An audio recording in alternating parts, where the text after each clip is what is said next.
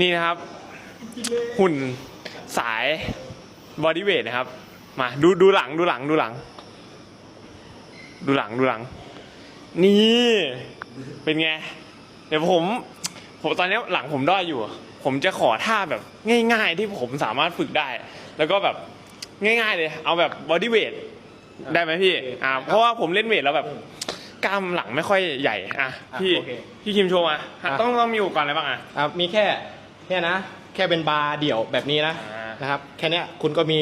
หลังชัดๆแบบนี้แล้วนะดูเลยท่าง่ายแค่ท่าดึงข้อนะประมาณนี้โอเคประมาณนี้